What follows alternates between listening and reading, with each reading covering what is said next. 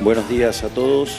Para comenzar, quiero saludar a todos los empresarios aquí presentes en su día y agradecerles por haber apostado y seguir apostando por el país. Producir en un país con tantos problemas crónicos como el nuestro es sin duda una tarea digna de reconocimiento. También agradecerle al presidente de la Unión Industrial Argentina, doctor Daniel Funes de Rioja, por invitarme a disertar ante todos ustedes en esta jornada tan importante. Quiero aprovechar esta oportunidad para desmentir dos grandes mitos que durante décadas fueron utilizados por la política para meter la mano hasta el codo en el sector industrial y enriquecerse a costa de todos los que producen. Mitos que para perjuicio de todos los argentinos fueron tan exitosos que se convirtieron en dogmas en el debate público. El primero es el que tacha de incompatible el desarrollo industrial en simultáneo con el de los sectores primarios de la economía.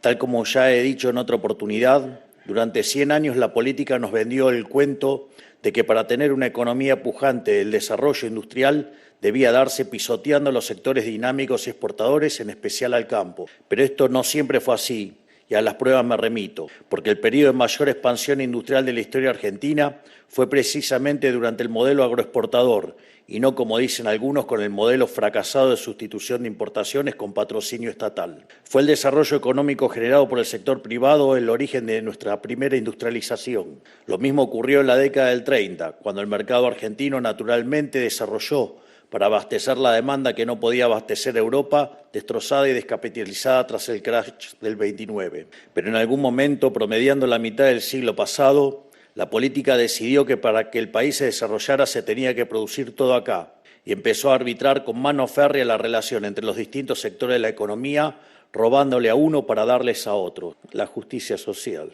La industria quedó subordinada a la sobreprotección del Estado en formas de créditos, subsidios, exenciones tributarias, barreras aduaneras y aranceles de todos los colores para competir en el mercado local. Dijeron que era para industrializar el país, que había que ayudar a los sectores industriales a competir con las manufacturas importadas. Prometieron que con el tiempo lograrían competir de forma genuina de igual a igual y que así habría más y mejor trabajo.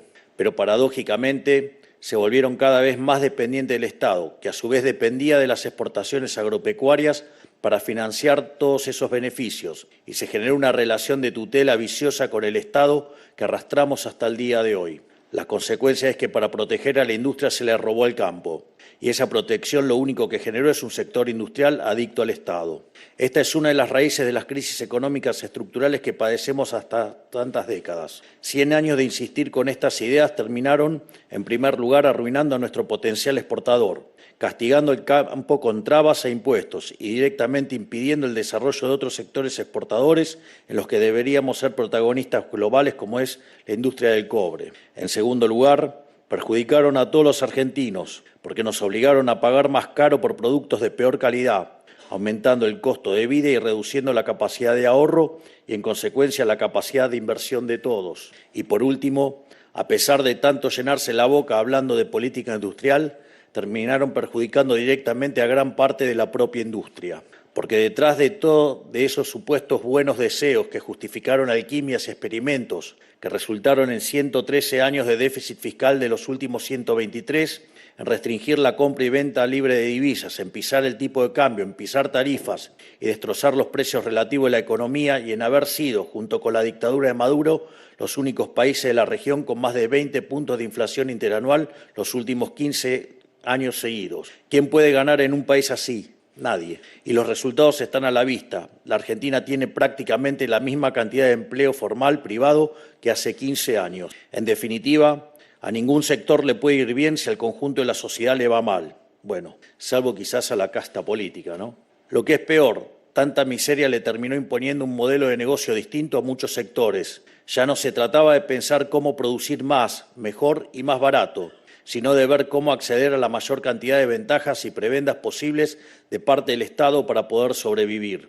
Lo que estoy tratando de decir con todo esto es que las supuestas políticas de desarrollo sectoriales a costa de una macro destrozadas están condenadas a fracasar y, peor aún, están condenadas a producir aún más el problema de fondo. Este punto es central que se entienda.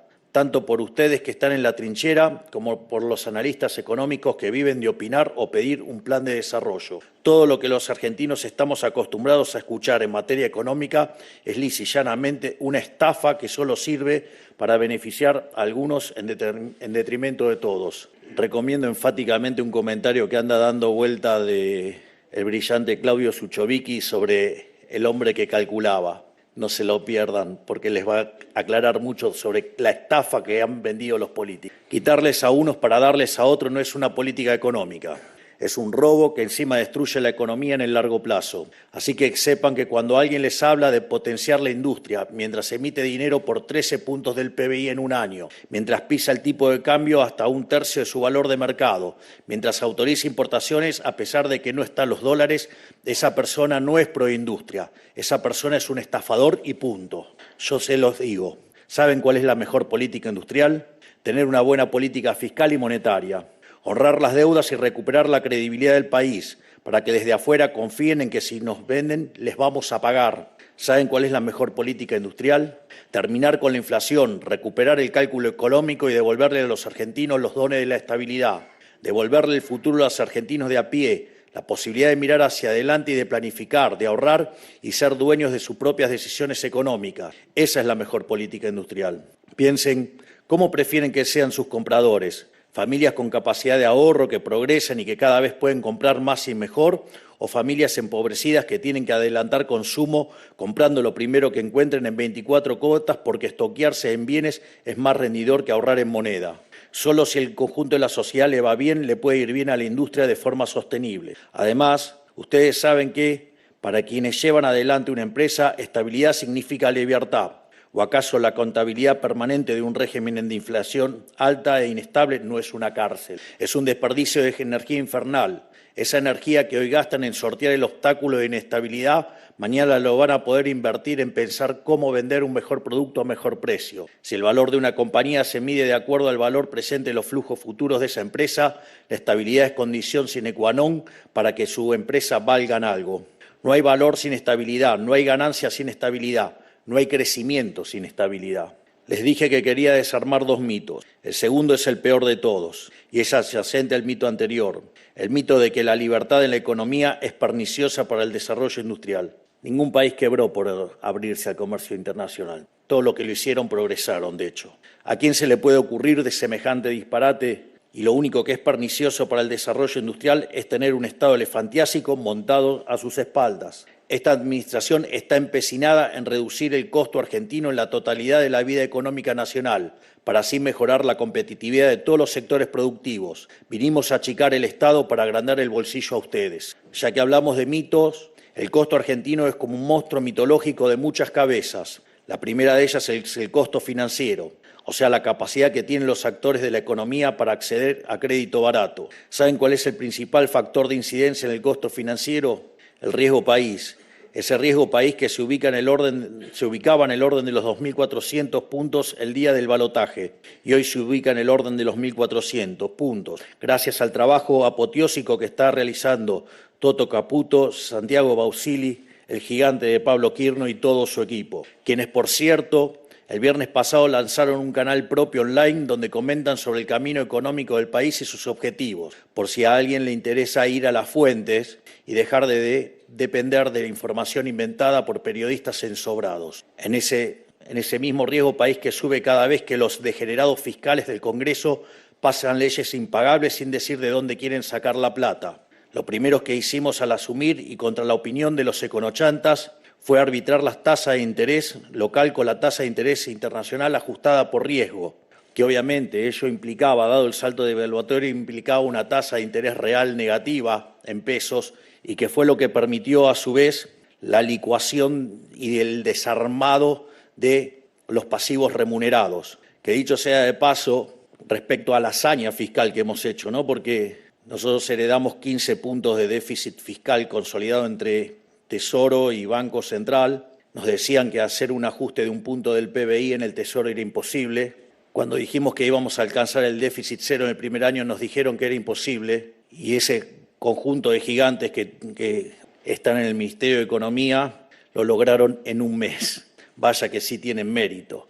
Pero como eso no alcanzaba y había 10 puntos más que resolver en el Banco Central, un tema del que nadie hablaba y que parecía también imposible de resolverse, lo resolvimos en 7 meses. Es decir, en 113 años de los últimos 123 siempre tuvimos déficit. Los 10 que tuvimos superávit fue porque estábamos en default. Eso que nadie logró entonces en 123 años, que es un superávit fiscal robusto y de verdad, nosotros lo alcanzamos en el primer mes. Y algo que no tenía ningún tipo de viso de solución, que era el problema de los pasivos remunerados y que todos creían que iba a terminar en una expropiación o en una hiperinflación, lo resolvimos a mercado en 7 meses. Vaya que eso sí es tener gestión. Naturalmente, esto hizo que los bancos tuvieran que volver a trabajar de bancos y prestar capital a personas y empresas, en lugar de colocar su capital en el Banco Central, inflacionando aún más la emisión de moneda para cobrar el interés. Así volvieron los créditos de todo tipo, incluyendo los hipotecarios, generando un boom en el sector inmobiliario sin precedentes. Hace un año pedir capital prestado a 30 años parecía una locura y hoy en la nueva Argentina es una realidad. Es decir, cuando arrancamos el gobierno hablábamos de la hiperinflación, hoy hablamos de créditos hipotecarios a 30 años y que sobre el retorno del crédito. Parece mentira todo lo que hicimos en tan poco tiempo. La segunda cabeza de este monstruo, que es el costo argentino, es el costo laboral. No hay empresa que pueda competir en el mundo con estos costos laborales que se desprenden de regulaciones vetustas que supuestamente pretenden proteger a los trabajadores, pero lo único que hacen es destruir el trabajo. A ver si se entiende de una vez, hay una sola forma sostenible de que los trabajadores estén cada día mejor. Un Estado que proteja el valor de su dinero y un sector pujante que demande trabajo. No importa cuántas regulaciones quieran inventarse para proteger a los trabajadores. Cualquier regulación que atente contra el valor de la moneda y contra la capacidad del sector privado de generar riqueza, lo único que genera es más pobreza. Hay que entenderlo de una vez. Las leyes laborales en Argentina son al trabajador lo mismo que la fracasada ley de alquileres a los inquilinos. Todavía recuerdo todas las críticas que nos hicieron cuando desregulamos el mercado de alquileres, pero nadie dice de todos esos se conachanta de cómo explotó la oferta de propiedades ofrecidas y cómo en términos relativos el precio de los alquileres se terminó cayendo estrepitosamente. ¿Será que les cuesta asimilar o entender o aceptar lo poderoso que es el mercado? La tercera cabeza del monstruo es medio engañosa, ya que es difícil de cuantificar, porque es el costo invisible del Estado, la burocracia, o dicho de otra manera, el costo de la máquina de impedir, el costo de oportunidad que representa el dejar de trabajar para ir a perder tiempo a una oficina y pagar un sinsentido de aranceles, tener que pasear por los pasillos de la administración pública pidiendo sello sobre sello para poder producir. Los impuestos son una clara demostración de este fenómeno. En Argentina tenemos cerca de 190 impuestos, de los cuales 10 recaudan más del 90% del total de la recaudación. O sea que hay cerca de 180 impuestos que no llegan a recaudar ni el 10% de la recaudación. Estos impuestos nos generan un daño económico directo. Su efecto es casi marginal. Sin embargo, generan trabas, demoras, trámites y un sinfín de procedimientos que entorpecen la actividad económica en un país donde ganar dinero ya es una tarea imposible. Ni que hablar de los kioscos que esto implica, ¿no? Por eso es tan importante la tarea que está llevando adelante el coloso Federico Sturzenegger, desmantelando todo tipo de regulaciones. Desde el minuto cero estamos desregulando lo que podemos, sabiendo que el camino está lleno de pozos y piedras. Sin ir más lejos, la semana pasada anunciamos la eliminación de trabas burocráticas para la importación de acero, aluminio y materiales de construcción. Y venimos de eliminar burocracia relacionada a la industria del plástico y de los hilados sintéticos. Estamos simplificando los trámites de exportación como el régimen de admisión temporaria y el repostock. Eliminamos todos los controles discrecionales para importar, entre los que se encontraba el sistema CIRA, que era un mecanismo explotado por la gestión anterior para cobrar coimas a importadores. En la nueva Argentina ya nadie tiene que rendirle pleitesía a ningún burócrata para importar algo. Y todo esto lo hacemos en pos de seguir mejorando la competitividad de nuestra economía, porque el que produce debe enfocarse en producir y así capitalizar al máximo su tiempo para luego poder disponer del fruto de su trabajo como se le antoje. La cuarta cabeza es la más grotesca de todas. porque representa el costo directo, los impuestos, o sea, la incidencia del Estado en el precio de los bienes y servicios. Esta mañana bajamos 10 puntos del nefasto impuesto país, un impuesto que fue creado por el kirchnerismo bajo la excusa de que sería temporal y, sin embargo, se cansaron de prorrogarlo sistemáticamente. Es interesante porque muchas veces en la Argentina se han creado impuestos, se ha dicho que eran transitorios y después nunca se bajaron. Bienvenidos al momento histórico de que una administración dijo que lo creaba de manera transitoria y hoy se está poniendo en la realidad que se hizo esa baja. Es la primera vez en la historia. Y no solo eso, sino que en el mes de diciembre se termina con el nefasto impuesto país.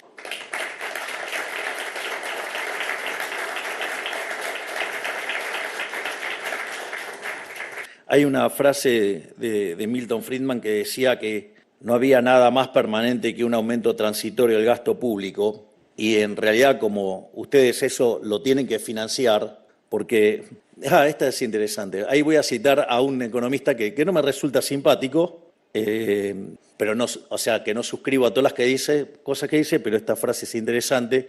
Lo que decía Keynes es que todo gasto público siempre se paga, es decir, o lo van a pagar con emisión monetaria, generando inflación, generando impuesto inflacionario, o lo van a pagar con deuda, que son impuestos futuros, es decir, estafando a las generaciones venideras, a nuestros hijos, a nuestros nietos y demás, o lo pagan con impuestos explícitos, pero siempre se paga. Por lo tanto, dada la frase de Friedman, digamos, no hay nada más permanente que un impuesto transitorio, salvo que se trate de un gobierno liberal que dice que va a bajar los impuestos y efectivamente lo baja. Es decir, con nosotros eso se acabó. Así como esta mañana lo bajamos un 10%, en diciembre lo vamos a eliminar por completo, impulsando así una baja en los precios de los productos importados. Cabe destacar que entre los productos importados se encuentra un sinfín de insumos productivos, o sea que esta medida ayuda a bajar costos operativos, mejorando la competitividad de nuestra industria. Los genios de la sustitución de importaciones nunca se dieron cuenta de que el 80% de las importaciones son insumos productivos y que encarecerlos a dedo solo es perjudicial para la población argentina. Hay que terminar con la creatividad de los burócratas. Lo único que logran es convertir a Argentina en un infierno tributario y en una multiplicación de kioscos, ¿no? Así como bajamos el impuesto país, ya eliminamos las retenciones de más de 5 categorías de carne. También eliminamos derecho de exportación para la industria automotriz y bajamos el impuesto a las transferencias de automóviles. Redujimos aranceles de importación en productos de primera necesidad para distintos sectores productivos. Y estamos recién empezando. Imaginen de lo que somos capaces si mejoramos nuestra competitividad. La lista de curros, kioscos y burocracias que le complicaban y le siguen complicando la vida a la gente de los argentinos es infinita. Entre ellos se encuentra la quinta cabeza del monstruo que vinimos a combatir, el costo asumido por todos los argentinos para cuidar los negocios de los amigos del poder. Un ejemplo claro es el caso de Starlink, cuya entrada permitimos ni bien asumimos, mejorando la conectividad en toda la patria rural a costo cero. O el caso de la vacuna contra la fiebre aftosa, cuya importación habilitamos hace unas semanas, garantizando una mejor competitividad y reducción de costos en la producción de carne. Pero al igual que la hidra de la mitología griega, cuando cortás una cabeza de este monstruo, aparece otra. La sexta cabeza del monstruo vendría a ser lo que nosotros llamamos el costo de la representación forzada, es decir, que el Estado te imponga una representación a la cual debes rendirle tributo, como por ejemplo el SADAIC, a quien le cortamos el curro la semana pasada, o a los sindicatos que se mueven en autos de lujo con chofer a costa de que sus representantes no puedan ni pagar el colectivo. A los gerentes de la pobreza, quienes administraban asignaciones sociales de las más vulnerables y los obligaban a marchar por sus propios intereses bajo la amenaza de cortarles el plan. Podría pasar todo el resto de la semana enumerando cosas que quedan por corregir, pero quiero detenerme en el costo más importante de todos, la cabeza principal de este monstruo mitológico que venimos a destruir, el déficit fiscal, o sea, el gran impuesto encubierto. ¿Por qué un impuesto encubierto? Porque si el déficit se paga con emisión monetaria, se termina pagando con impuesto inflacionario, mientras que si el déficit se financia con deuda, se termina pagando con impuestos futuros, es decir, una carga para las generaciones futuras. Si hay algo que dejamos claro y nunca nos vamos a cansar de repetir, es que nosotros vinimos a bajar impuestos, no a subirlos, y que el superávit fiscal para esta gestión es innegociable. Ese es el pacto que hice con el pueblo argentino y entre nosotros cuando nos eligió en las últimas elecciones, y eso es lo que vinimos a cumplir. Es decir, vamos a bajar impuestos, no vamos a negociar el resultado fiscal. El subtítulo es: vamos a seguir bajando el gasto público. Y eso que parecía imposible, el gasto público en el Tesoro Nacional, en términos reales, en lo que va del año, cayó 30%. Es decir, para encontrar recortes y ajustes como lo que ha hecho Argentina, solamente pueden ser observados después de la Segunda Guerra Mundial. Y aún así, nuestro ajuste sigue siendo el más grande de la historia. Aún nos queda mucho trabajo por delante, sabiendo que cada paso, por pequeño que parezca, representa un peso que le quitamos de encima al sector privado. Me gustaría destacar que nada de esto sería posible sin el titánico trabajo que están haciendo los equipos del Ministerio de Economía y el Ministerio de Regulación, que al igual que Hércules aceptaron la gesta heroica de exterminar este monstruo de muchas cabezas, este leviatán empoderado que ha sido la causa de todas nuestras penurias como argentinos. La única diferencia es que en vez de una espada les he dado una motosierra. Poco a poco, todos estos esfuerzos, tanto en el plano de corregir la macro como en el plano de las reformas estructurales, se están traduciendo a mejores palpables en la actividad económica. Sin ir más lejos, el último julio fue un mes récord en la venta de autos, la mayor venta registrada de autos desde 1995. En el sector energético ya revertimos 13 años de déficit, con proyecciones muy alentadoras para los años venideros. Los primeros 6 meses de este año marcaron el superávit comercial en un semestre más alto de la historia del país. En julio las exportaciones crecieron casi un 20% respecto al año anterior. Si quieren ver un ejemplo claro de qué pasa cuando se reduce el costo argentino y se aumenta la libertad, miren el Alrigui, que se reglamentó hace unas semanas a pesar de solo contar con 37 diputados y 7 senadores, y ya esperamos inversiones por más de 50.000 millones de dólares. Encima mejoramos el pago a importadores y actualmente estamos pagando el 90% de las importaciones versus el 15% que se pagaba en noviembre de 2023. O sea, en 8 meses solucionamos un problema de deuda comercial récord sin precedentes mundiales. Podríamos hasta decir que salvamos al sector, y aún al día de hoy, y con tantos anuncios positivos a cuestas, tenemos que escuchar a algunos degenerados fiscales hablar de industricidio. Todo esto no es ni más ni menos que el esqueleto de la reforma económica más ambiciosa de la historia democrática y sus consecuencias más incipientes, pero le aseguro que aún hay mucho más por venir. Recuerden que la reforma estructural más grande de la historia fue la que hizo Menem a inicio de los 90. La que nosotros pasamos con el RIGI más el DNU es 8 veces más grande que la que hizo Menem. Y eso lo hicimos con el 15% de la Cámara de Diputados, con el 10% de la Cámara de Senadores. Vengan a decirme si eso no es gestión política. ¡Qué muñeca, francos! Quiero detenerme especialmente en reconocerle y agradecerle a los aquí presentes la generosidad y buena fe que han tenido con nuestro proyecto de país. Han sido pacientes sobrellevando estos 9 meses de gobierno, que yo sé que han sido arduos, y han sido valientes en acompañar junto al resto de las cámaras empresariales cuando celebramos el Pacto de Mayo en Tucumán, porque eligieron apoyar un programa profundamente liberal, y los principios a los que suscribieron indican un cambio de rumbo absolutamente profundo. Implica dejar atrás ideas económicas y arquitecturas regulatoras dañinas, pero profundamente arraigadas en el entramado productivo y comercial argentino. Y a esta altura creo que debe haber poca gente con dudas, para bien o para mal, de que nosotros lo que decimos lo hacemos. En definitiva, esta gran gesta que nosotros llamamos la guerra contra el costo argentino necesariamente va a implicar una transformación en el sector industrial. Y muchas veces las grandes transformaciones generan incertidumbres e incluso miedo. Pero no hay que tenerle miedo al cambio, porque 100 años de colectivismo nos enseñaron algo, es que los argentinos tenemos la capacidad de sacar agua de las piedras y emprender aún en las peores condiciones. ¿O les parece casualidad que a pesar de ser el país de la región con menor inversión extranjera de los últimos 15 años, seamos al mismo tiempo el que más unicornios per cápita tiene? Si pueden perseverar en condiciones de adversidad, con impuestos leoninos, regulaciones absurdas y costos altísimos, imagínense lo que pueden hacer sin la bota del Estado en el cuello. Les digo, anímense a innovar y a competir, porque no hay fuerza de la naturaleza más grande que un argentino queriendo hacer plata. Y con el aumento en competitividad que traerán las reformas profundas que estamos emprendiendo, va a haber un boom industrial genuino que todavía no podemos ni siquiera imaginar.